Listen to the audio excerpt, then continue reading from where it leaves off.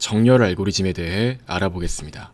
정렬이란 데이터를 특정 기준에 따라 순서대로 나열하는 것을 말합니다. 일반적으로 문제 상황에 따라서 적절한 정렬 알고리즘이 공식처럼 사용되는데요. 예를 들어 데이터의 개수가 적을 때 혹은 데이터의 개수가 많지만 데이터의 범위가 특정 범위로 한정되어 있을 때 혹은 이미 데이터가 거의 정렬되어 있는 경우 등 굉장히 다양한 상황이 존재할 수 있는데요. 일반적으로 그러한 문제 상황에 따라서 적절한 정렬 알고리즘이 공식처럼 사용됩니다. 자, 한번 다음과 같이 총 10개의 데이터가 있다고 가정해 보겠습니다. 이러한 데이터가 있을 때 우리는 이 데이터를 어떻게 정렬할 수 있을까요? 즉 이렇게 총 10개의 카드가 있다고 가정을 해볼게요. 이런 식으로 7, 5, 9 각각의 값들이 쓰여 있을 때 이 값을 기준으로 해서 정렬한 결과를 어떻게 구할 수 있을까요? 사실 사람이 보기에는 지금 데이터가 0부터 9까지 이렇게 하나씩 있는 걸 보니까 그냥 정렬 결과는 0, 1, 2, 3, 4, 5, 6, 7, 8, 9겠구나 라고 한눈에 알아볼 수가 있는데요.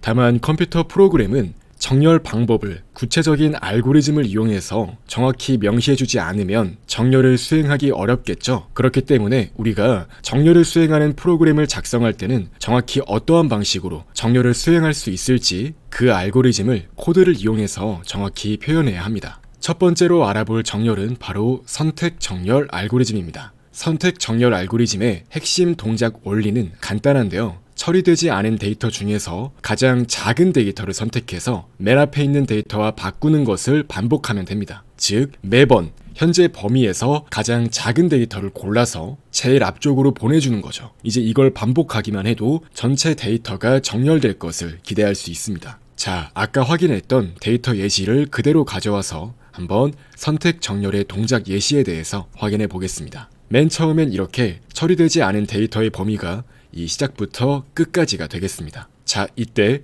처리되지 않은 데이터 중에서 가장 작은 데이터인 이 0을 골라서 현재 범위에서 가장 앞에 존재하는 이 7과 바꿔줍니다. 자, 그럼 이렇게 0과 7의 위치가 서로 바뀐 걸 확인할 수 있고요. 첫 번째 원소까지는 정렬이 수행된 걸 확인할 수 있습니다. 자, 다시 마찬가지의 과정으로 처리되지 않은 데이터 중에서 가장 작은 데이터를 골라주는데요. 이번엔 이렇게 1이 골라지겠죠. 이제 이 1을 마찬가지로 가장 앞쪽에 있는 원소인 이 5와 바꿔줍니다. 그래서 이렇게 1과 5가 위치가 바뀐 걸 확인할 수 있습니다. 이제 이렇게 앞에 총 2개까지의 데이터가 정렬되었다고 볼 수 있겠네요. 이제 이어서 다시 이렇게 뒤쪽 범위에 대해서 가장 작은 데이터인 1을 골라서 가장 앞에 있는 데이터인 9와 서로 바꿔줄 수 있도록 합니다.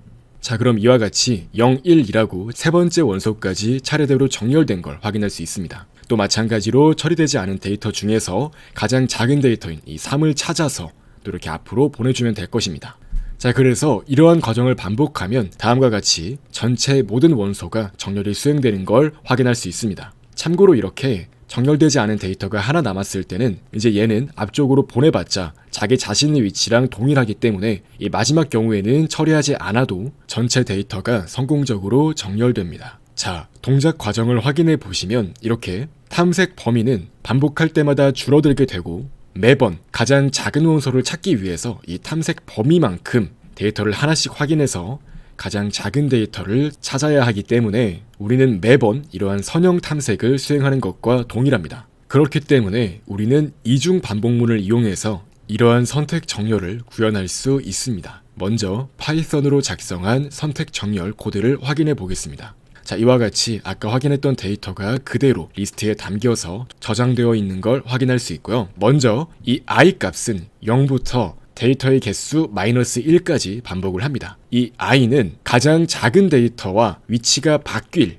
그 인덱스를 의미하는 겁니다. 그래서 결과적으로 이 i는 매번 앞쪽으로 보내고자 하는 그 가장 앞쪽 원소의 위치라고 보시면 되겠습니다. 자, 그래서 반복할 때마다 매번 가장 작은 원소의 인덱스를 고를 수 있도록 합니다. 이와 같이 min 인덱스라고 해서 가장 작은 원소가 존재하는 인덱스의 값을 담을 수 있도록 하고요. 일단 이렇게 처음에는 가장 앞쪽 원소가 가장 작은 원소가 될 수 있도록 합니다. 이제 이어서 이 J는 i 플러스 1부터 이 전체 원소의 개수 마이너스 1까지 차례대로 증가하며 이제 선형 탐색을 수행해서 가장 작은 원소를 찾는 겁니다. 자, 그래서 현재 가장 작은 원소보다 더 작은 원소가 있다면 그 위치 인덱스 값이 민 인덱스의 값으로 담길 수 있도록 하여 결과적으로 이 안쪽에 있는 반복문이 수행이 끝났을 때 가장 작은 원소의 인덱스가 이 민 인덱스에 담기게 될 겁니다. 자, 그래서 가장 앞쪽 원소와 가장 작은 원소를 서로 바꿔줄 수 있도록 하는 겁니다. 즉 그 위치가 바뀌도록 하고 있는 걸 확인할 수 있고요. 파이썬에선 이와 같이 간단히 두 원소의 위치를 바꾸는 이 스왑 연산을 이렇게 한 줄로 간단히 표현할 수 있습니다. 별도의 표준 라이브러리를 호출하지 않고도 이처럼 단순하게 한 줄을 이용해서 바로 스와핑을 수행할 수 있다는 점이 또 특징이라고 할 수 있는데요. 그래서 결과적으로 이 코드를 실행한 결과는 0부터 9까지 차례대로 정렬이 수행된 결과라고 볼 수 있습니다. 이어서 C++로도 다음과 같이 선택 정렬을 구현할 수 있는데요. 자, 데이터의 개수가 10개고 이제 10개의 데이터가 차례대로 이렇게 아까와 동일하게 존재하는 것을 확인할 수 있습니다. 자, 그래서 정렬을 수행하는 로직은 앞서 파이썬 코드로 확인했던 내용과 정확히 일치하는 걸 확인할 수 있습니다. 자, 그래서 매번 가장 앞쪽 위치를 이 i라고 하고 현재의 범위에서 가장 작은 원소의 인덱스가 민 인덱스에 담기도록 해서 가장 작은 원소의 위치를 찾은 뒤에 가장 앞쪽에 있는 원소와 가장 작은 원소의 그 위치 값을 서로 바꿔줄 수 있도록 하는 것입니다. 그래서 결과적으로 정렬이 수행된 결과를 출력하면 마찬가지로 0, 1, 2, 3, 4, 5, 6, 7, 8, 9가 출력됩니다.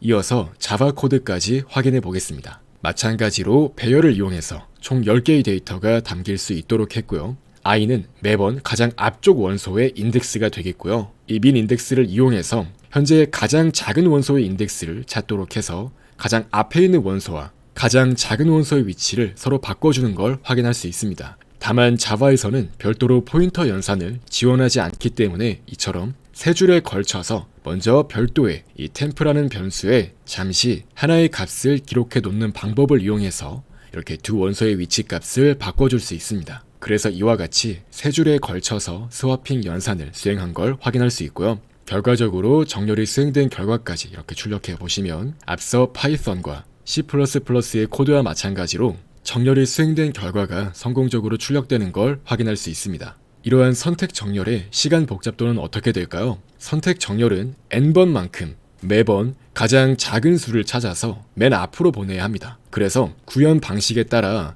사소한 오차는 있을 수 있지만 전체 연산의 수는 이와 같이 n 플러스 n-1 플러스 n-2 플러스 이런 식으로 가서 가장 마지막 원소는 정렬을 수행해주지 않아도 괜찮기 때문에 이와 같이 플러스 2까지 등차 수열 형태로 연산 횟수가 구성되는 걸 확인할 수 있습니다. 그래서 이는 등차 수열 공식에 따라서 이와 같이 표현할 수 있는데요. 이제 이러한 연산 횟수에 대한 공식이 비곱표기법에 따라서 나타내어지면 이 개수에 해당하는 2분의 1은 그냥 생략되고 또한 가장 차수가 높은 항만 고려를 하기 때문에 단순히 5의 n제곱이라고 표현할 수 있습니다. 그래서 이러한 선택 정렬 알고리즘의 시간 복잡도는 5의 n제곱입니다.